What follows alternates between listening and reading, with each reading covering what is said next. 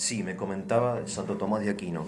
En el tema de la libertad religiosa, es tan importante su pensamiento, que es el que refleja el pensamiento de la Iglesia, pero él se pregunta si se puede bautizar contra la voluntad de los padres.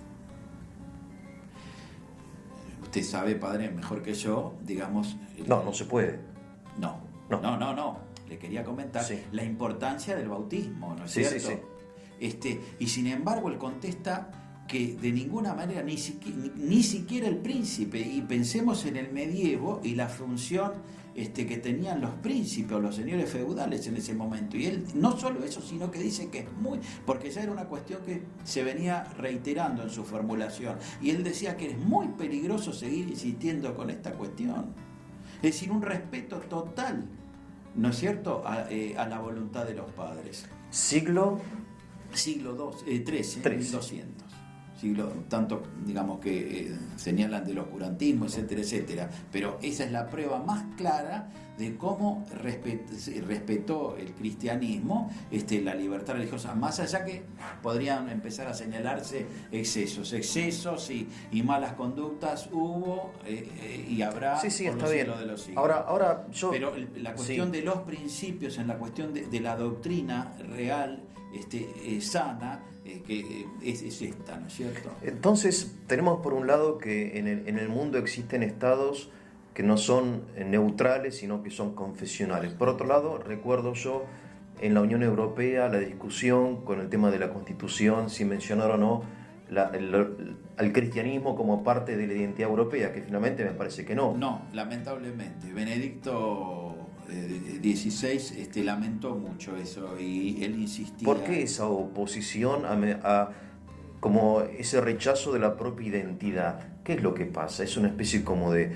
suicidio, me da la impresión, hacia en términos históricos. Claro. Como de no soy yo. Y bueno, es que no sé si ya lo mencioné en el curso de la charla, pero yo lo veo como una rebelión antropológica. A ver. A Dios. ¿Qué es esta rebelión antropológica? Bueno, el hombre se revela, así como hay hijos que, digamos, quieren renegar de los padres, lo cual no es posible, ¿no? Desde el punto de vista filosófico no es posible renegar. Aristóteles, digamos, lo explica, ¿no? Porque son la causa los padres. Entonces, un hijo, por más que quiera renegar de los padres, no va a poder. Metafísicamente, sí. Eso dice Aristóteles. Sí, que no puede un hijo renegar de los padres, aunque quiera, ¿no? Podrá no verlo, etcétera, etcétera. Pero no, es hijo de su padre. Es hijo de su padre. Esa causa no puede ser suprimida. Y en el caso de Europa pasa eso. Y bueno, digamos, el hombre se quiere elevar a la medida de todas las cosas, ¿no? Y él quiere decretar todo. Y bueno, no quiere someterse a ninguna regla que no sea él mismo su propia conveniencia, ¿no? Y bueno, y nosotros sabemos, esto ya más por revelación, de la naturaleza caída del hombre por el pecado original, y evidentemente con el hombre solo, aunque el hombre haga el mayor esfuerzo, siempre va a caer en iniquidades si no está guiado por una luz superior que es Dios. Siempre va a caer en iniquidades. Bien. Ahora Europa, lamentablemente, o el Parlamento Europeo no llegó a un consenso acerca de esto, y porque por alguna razón esta rebelión antropológica es lo que hoy, digamos, lo que hoy manda, lo que hoy gana. De hecho, entiendo que, volviendo al tema nuestro, el aborto está legalizado en la mayor parte del primer mundo, no sé, o en todo, ¿es verdad? Sí. Entonces, ¿qué pasa? ¿Que estamos atrasados en la Argentina? No, de ninguna manera.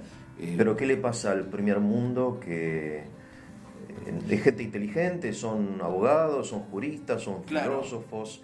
¿Qué hay de fondo de todo esto? Y bueno, pero digamos, sin ser un tema, aunque es un tema de derecho natural, uno puede recurrir a la religión para explicarse por qué se producen estas cosas. Sí. Y evidentemente digamos, cuando el hombre se aleja de Dios, se produce las tinieblas de la inteligencia, fruto de del pecado original. Eso es un dato de la revelación, no porque lo tenga que compartir o no el que no es creyente, sino con una explicación de por qué se produce esto. Y digamos, la inteligencia se nubla y el corazón del ser humano se endurece, ¿no es cierto? Y se hace como una piedra. Entonces, evidentemente ahí empiezan a primar el egoísmo, los intereses personales, y bueno, y digamos, en el aborto, digamos, lo primero la primer causa es el egoísmo, el egoísmo del ser humano, sin juzgar por eso a la madre, digamos, moralmente. Esta es otra cuestión, estamos dando una explicación, sí, ¿no? sí.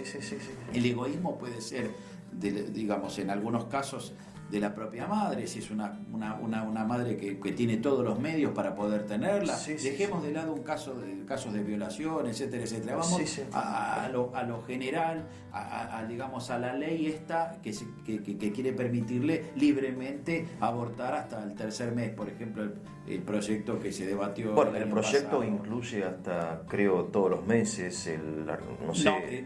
Digamos, libremente era hasta la semana 16. Sí.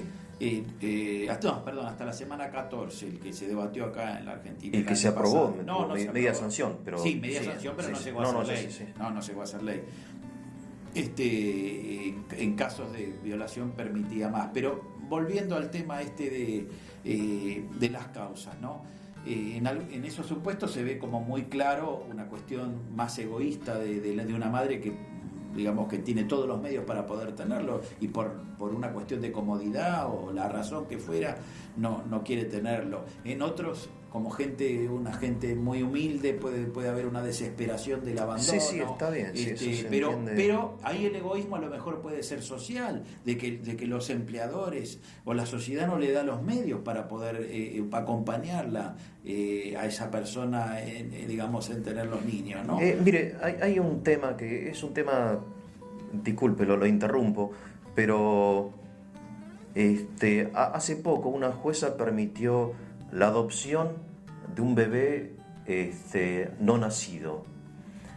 Es decir, en la Argentina es mucho más fácil abortar que adoptar. Sí. ¿Es verdad eso? Sí, digamos, adoptar, lo que ocurre, hay un procedimiento legal que tiene que ser respetado, porque si no también pueden darse, digamos, abusos y tráfico de niños y robo de bebés. Entonces, evidentemente que tiene que haber un procedimiento que tiene que ser seguido. Lo que ocurre es que, bueno, este procedimiento tiene que ser ágil. También es cierto que hay... ¿Ahora es ágil?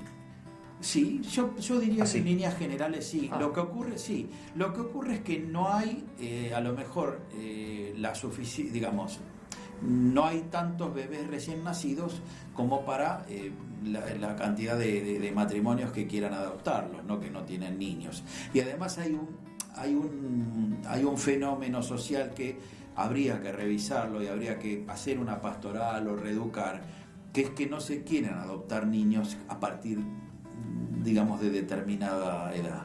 En general las parejas quieren adoptar niños recién nacidos, que es comprensible, ¿no? Es humano.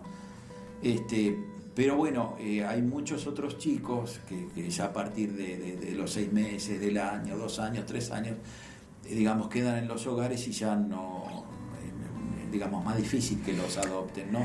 Ahí habría que hacer todo una... ¿Por qué le digo? Porque yo muchas veces digo, hay una situación cómoda de las personas que estamos en contra del aborto, es decir, bueno, esto está mal.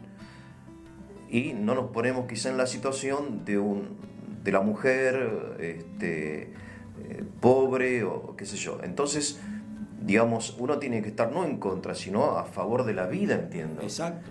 Y que la política estatal Exacto. y la pastoral de la iglesia y la sociedad esté a favor de la vida y busque formas de llevar adelante esto, Exacto. de ayudar. Sí. Porque condenar, de hecho, doctor, usted sabe mejor que yo que el aborto se realiza. O sea, legal o ilegal, hoy hay una gran cantidad de abortos en Argentina. Sí, ¿O pero, no? sí, pero es importante que la ley, sostenga el principio. ¿Por qué? Por supuesto. Porque, digamos, usted tiene que estar reprimido el delito de aborto, porque si no está reprimido, está legalizado. Está bien, pero... Pero independientemente de esta cuestión de derecho penal, tiene razón usted lo que Si no es como un hacer. formalismo, digamos, bueno, esto está prohibido, háganlo igual. Y no, No es así, no. Hay que tratar realmente de defender la vida. De defender la vida. La pena es lo último de lo último, digamos, la amenaza de una pena. Lo primero es la ayuda. Por ejemplo, para dar ejemplos, la asignación universal por hijo, que Sí. está muy bien, está desde el tercer mes de embarazo y no está desde el inicio del embarazo. Porque si la Constitución manda en el artículo 73, inciso 23, que tiene que haber un régimen de seguridad social, de apoyo al niño en situación de desamparo y de la madre desde el embarazo. ¿No es cierto? Entonces, si la ciencia médica dice que hay inicio de embarazo en tal momento, tiene que ser, y no desde el tercer mes. Después, cómo se implemente desde el punto de vista práctico, que por ejemplo se pague retroactivo con el primer haber que se paga en el certificado médico que da el tercer mes, eso es otra cosa, pero tiene que estar reconocido desde el inicio. Esa es una medida práctica que tiene que hacer. Claro. Después, Sí. hay que favorecer, ¿no es cierto?, en los barrios, digamos, los hogares maternos. Incluso podría ser con mismas otras madres y abuelas del barrio. El Estado tendría que favorecer y solventar todo eso para que cuiden los O sea, niños. orientar la política del Estado a la vida.